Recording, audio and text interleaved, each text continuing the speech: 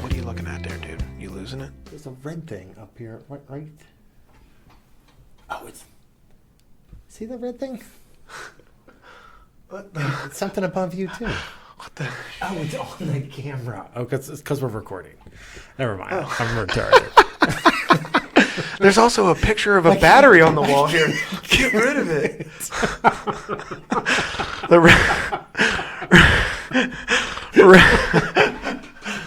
The red dot, folks, is the recording symbol. Perhaps you're familiar with it if you've ever used a recording device of any kind. I feel like such an idiot. All right. Anyway.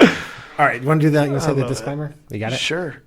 The ideas and content in this podcast are our own and do not reflect the views or opinions of any current or previous employers. Awesome. Dude, I've got it down. That's the best. That's the best ever. What the worst thing that could happen is that you write it down and then I try and read it back. That's never a good plan, right? It's never a good plan, man. No. I don't know why I always try to do it from memory and I always mess it up. Anyway. All right. Good week so far? Good week. You know, it is a great week, actually. I feel like we've accomplished a lot of goals in my personal, scenario.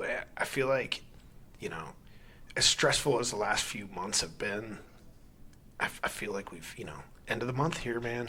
It's Halloween. Dude, Halloween's a special time for me. Dude, why is Halloween a special time for you? Well, my birthday was on Monday. I didn't know that. Yeah, well, you're not really my friend. You just pretend like you are because you need me for this podcast. Happy birthday, man. Thank you. Here, I got you 39. I got you a kind bar. Thank you. Dude, that's really nice. I appreciate it's a mini because I don't like it that much. And I had also been meaning to talk to you about your weight. Dude, I know it was your birthday. Yeah. I know I feel terrible. My wife's birthday was Friday, and it's funny because... Oh, wait, how old is she? She's 3 days older than me. Oh, older lady. Yeah, well, I always remind her of that for 3 days every year. Wow. We've been married for 17 years. 17 years. Good for you, man. That's 18. Awesome. So, and of course, if that's not right, I'd like to send out a formal apology. Dude, she's not listening to the podcast. There's like 2 people listening. Don't worry about it. It's all good. Good for you. What'd you do for your birthday? Anything good? We went out. To actually, you know what? I was actually pulling up your. People we're recording this. People here. can see you doing it. Well, I thought about that because we are recording this today, and it's for our YouTube channel, and this is what it's actually like.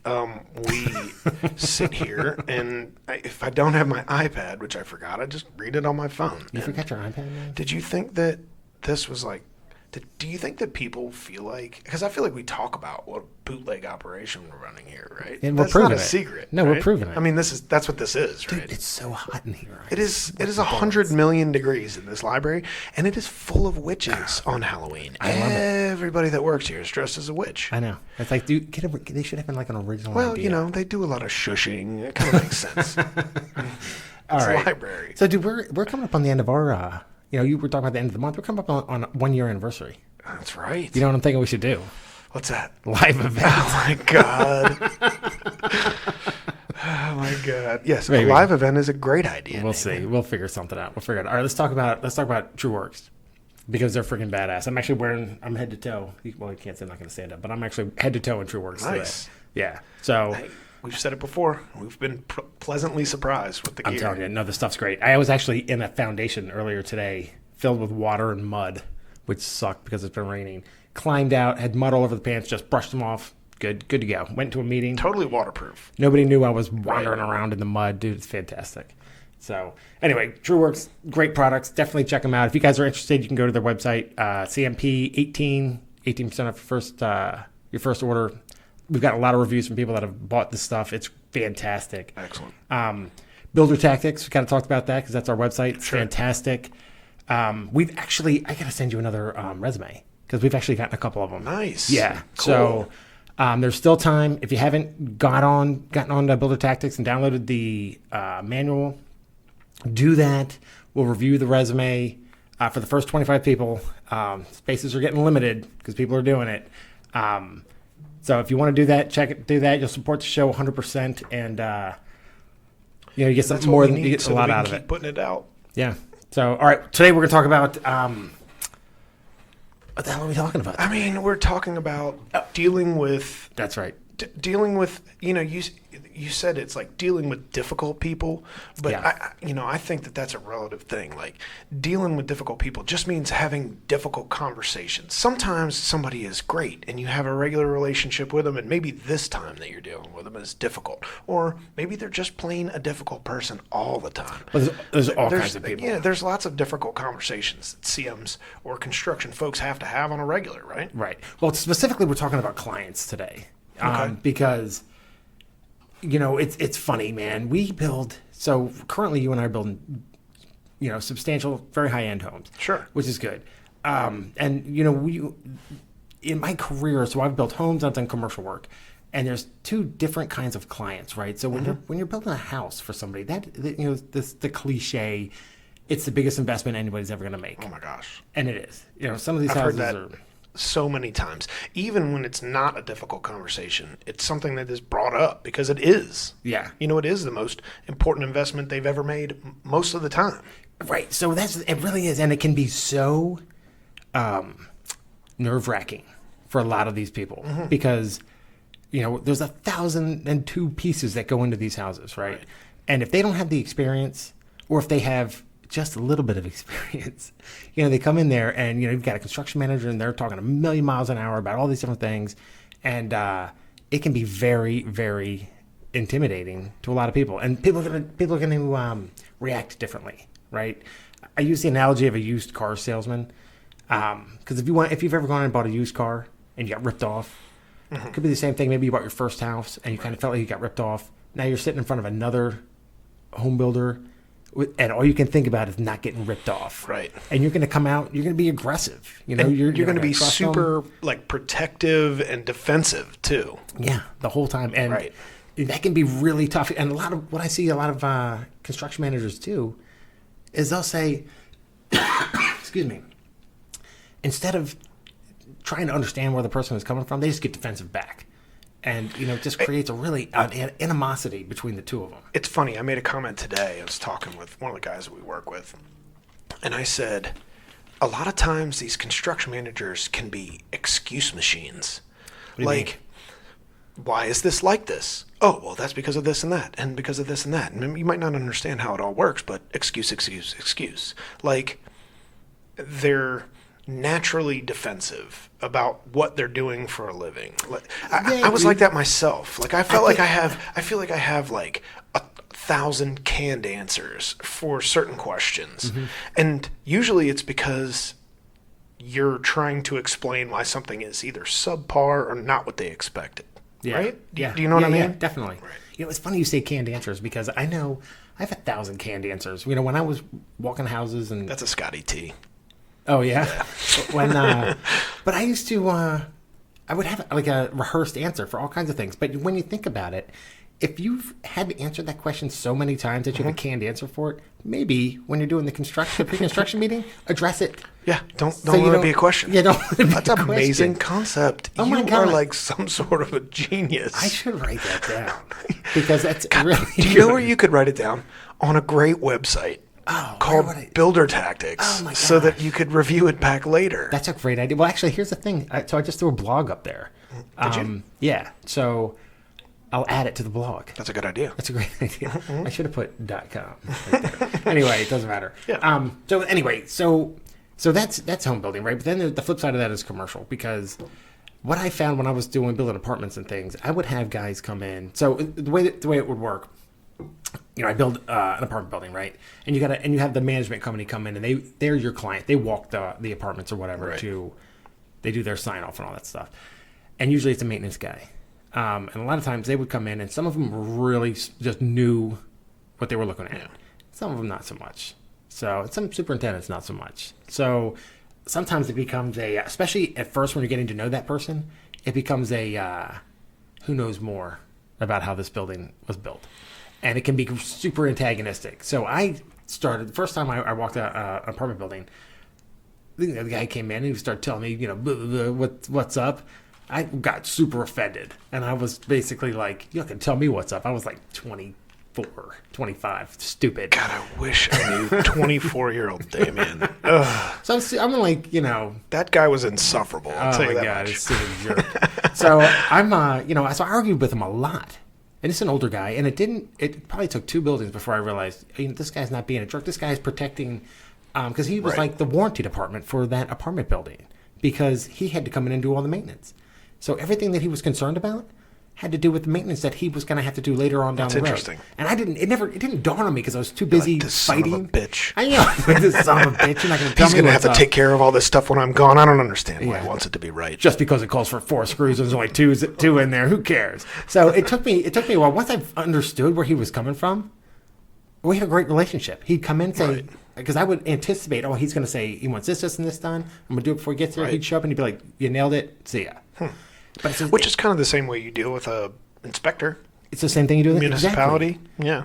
And that's the thing. So it's the same concept. So if you get to know an inspector, you know what they're looking for. They come in, you give it to them. They sign off. You're good to go. Mm-hmm. Same thing with the homeowner.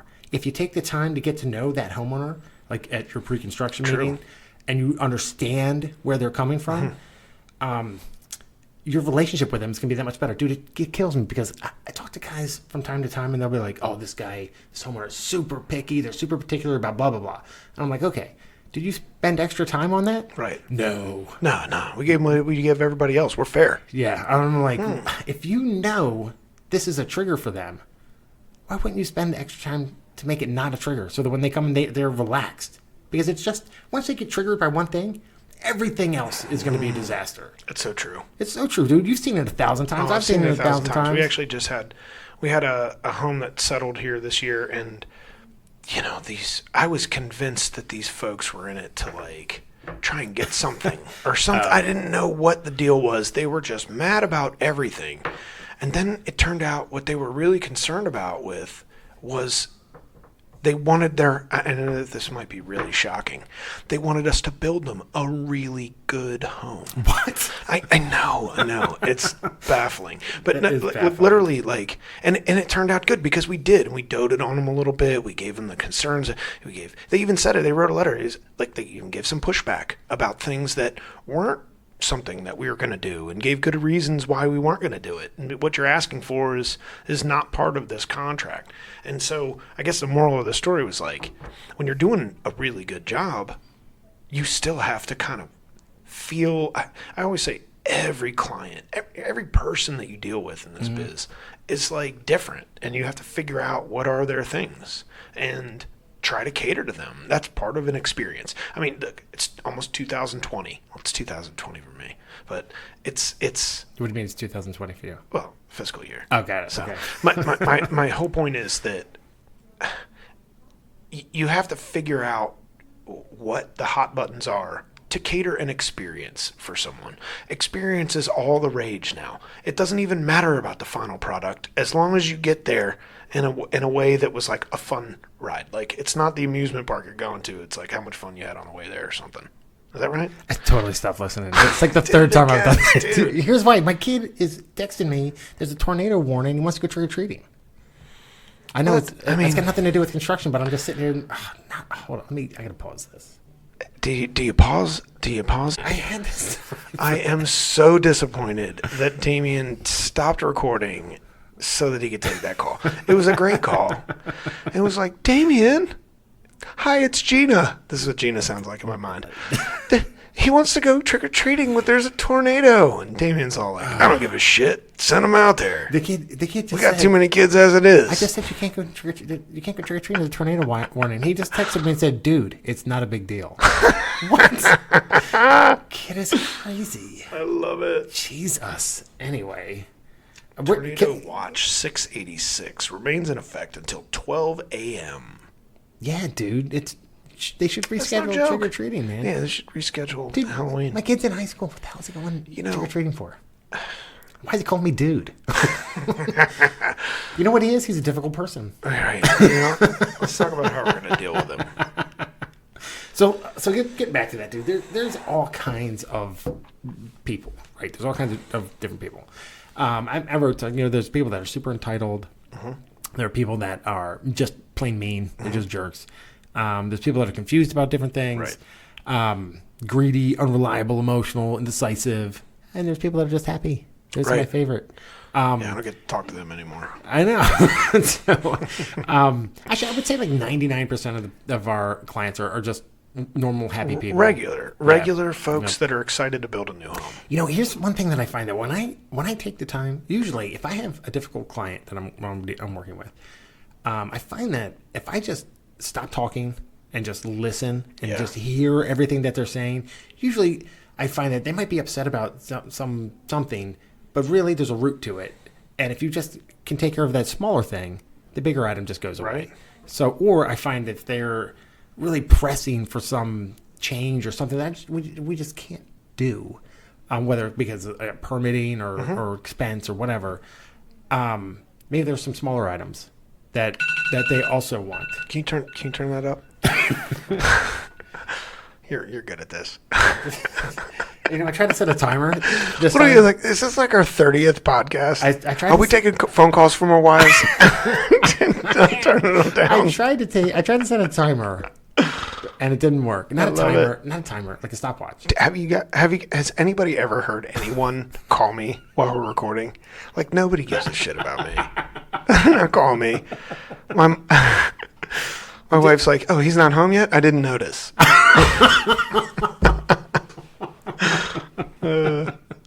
Just kidding, babe. All right, because she's listening. She's glued to this podcast. Her and Gina are sitting She's there like, listening. "When are you going to put out a new one?" I'm jonesing. Yeah. It's not happening. I get that all the time. Yeah, but I agree with what you were saying, though, because, look, there are lots of different approaches. Mm-hmm. You know, I heard someone say that it's tough to set expectations these days, and this is totally Cahill. She's not listening either, so I'm not worried. What do you mean? What do you mean? Tough to set expectations in the world of Walmart and Amazon.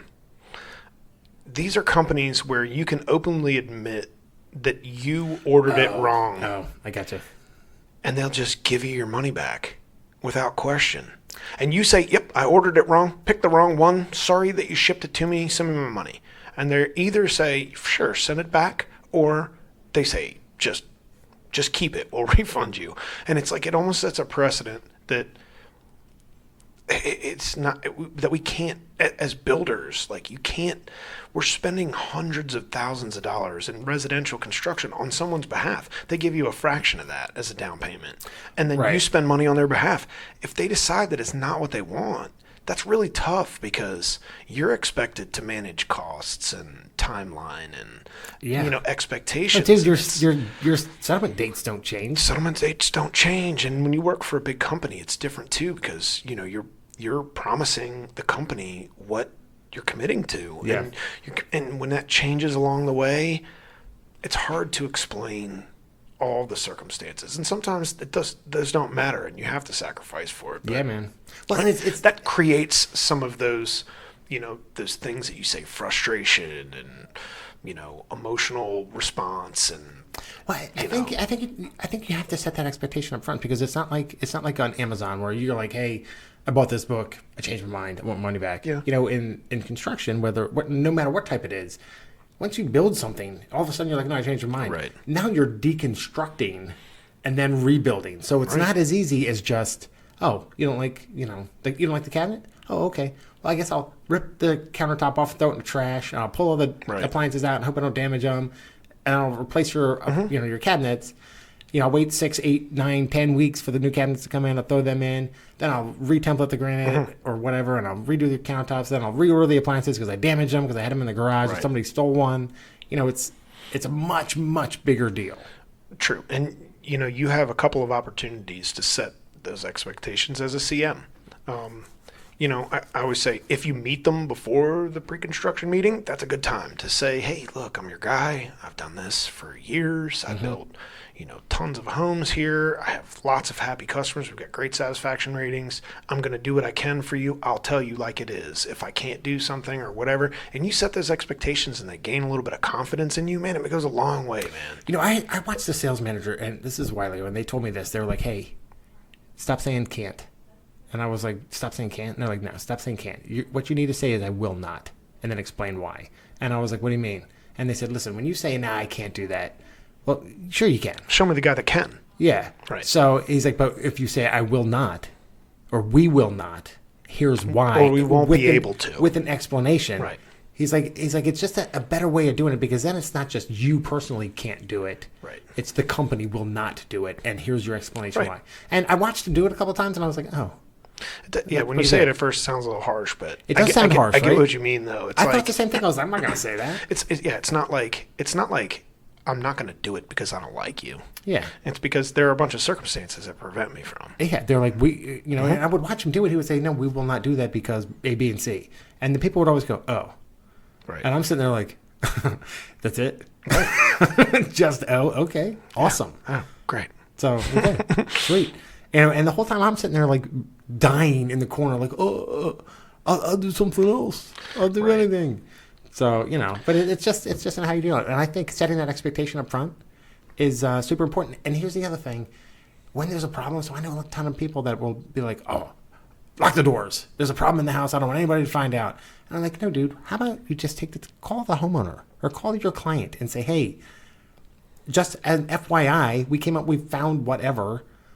We fixed it. Just want to let you know, because what's worse, you lose credibility so quickly if that client shows up and then starts telling you problems. Right.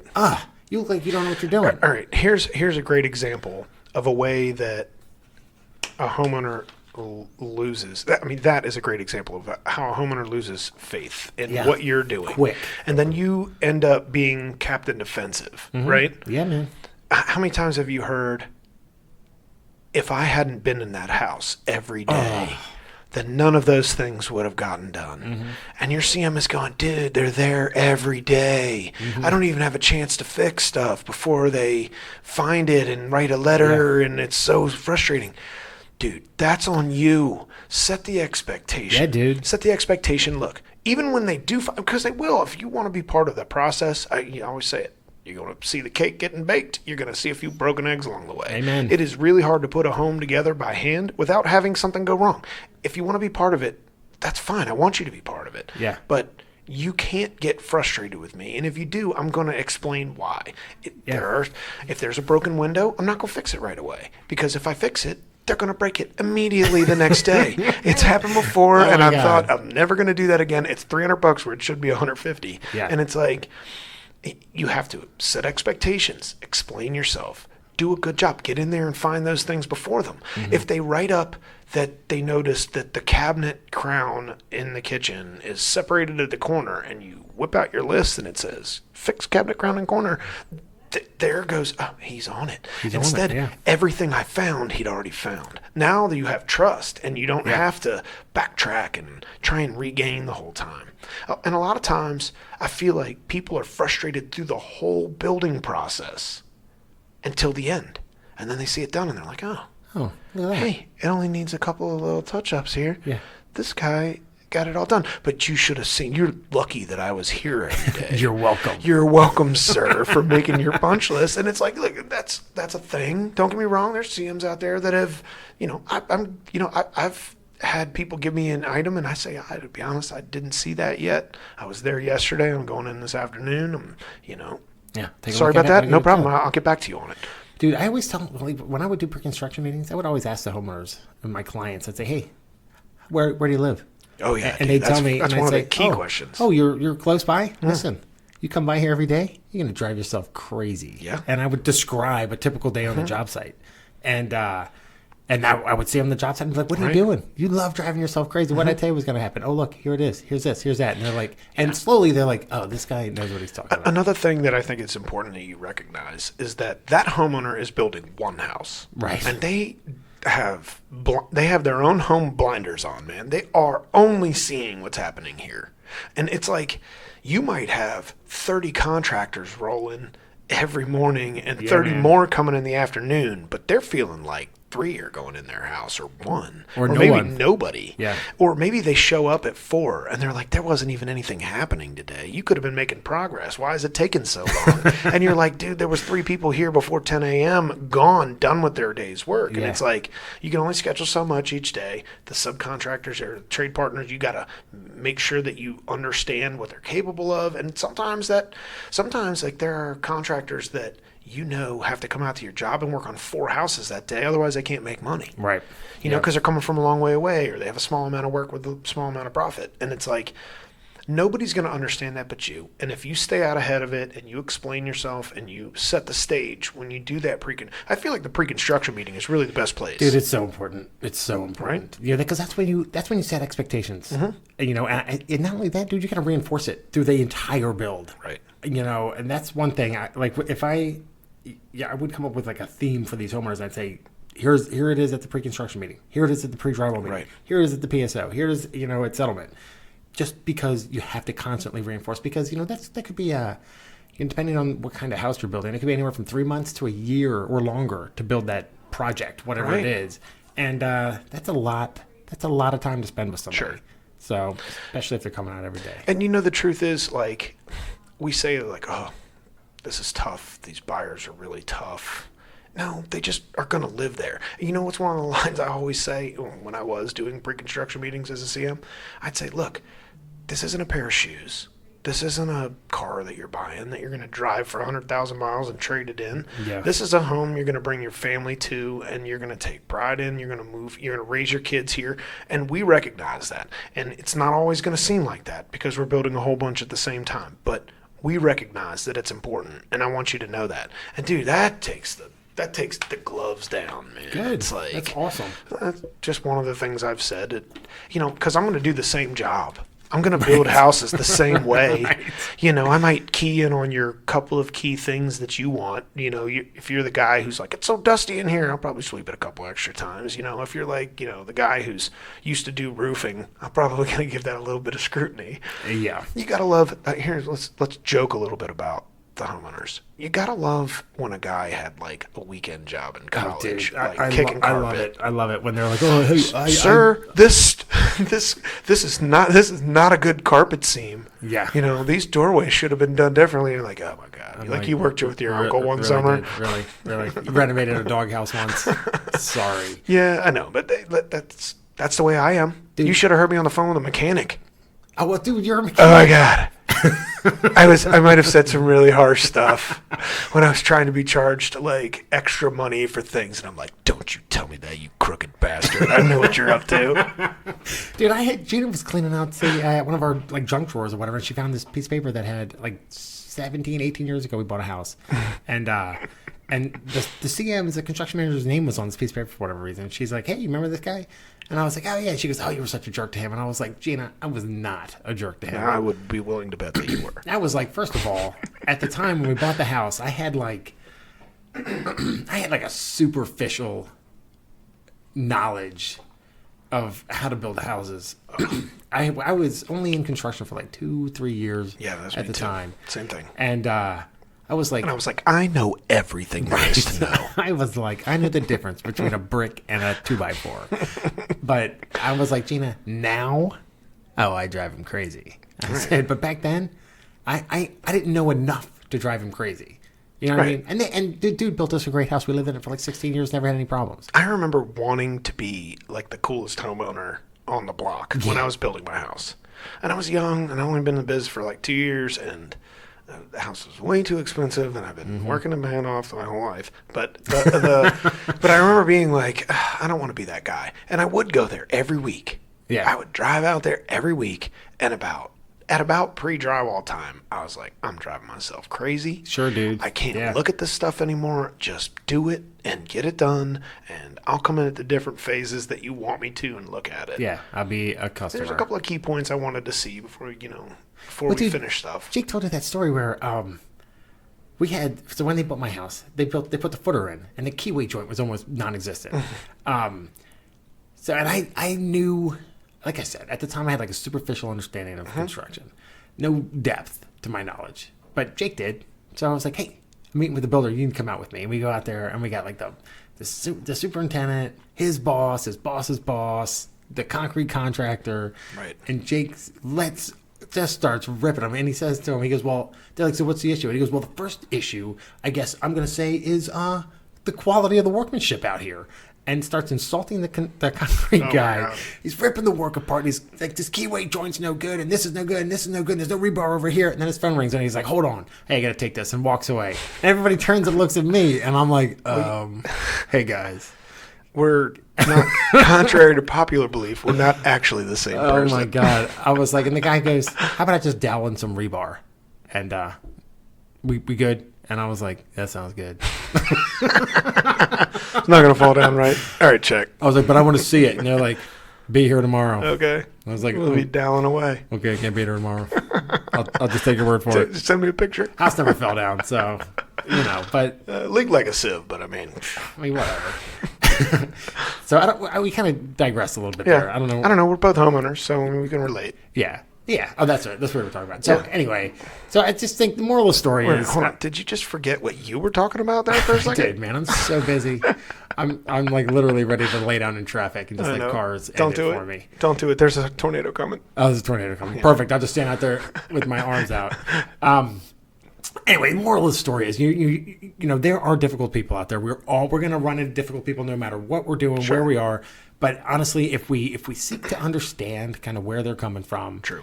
I think we'll find that we can turn those difficult homeowners into positive experiences for them, for us, because the bottom line is people are not bad people. You know, people behave differently in different situations, and buying a home or working in construction as a builder's rep or something along those lines, it can be very stressful. Sure.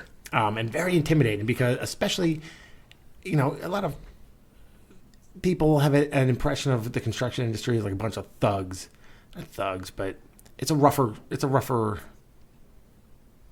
yeah, I know. Trade, because it's something that people do with their hands, and blue-collar workers go out there and do it, and where are they coming from, and all these things are concerns to the buyer, because of course, I mean, why wouldn't it be? A lot of times they're filthy, covered with mud. Right. Well, they're coming out, you know, and that's easy to say because that's really true. I mean, it is, right.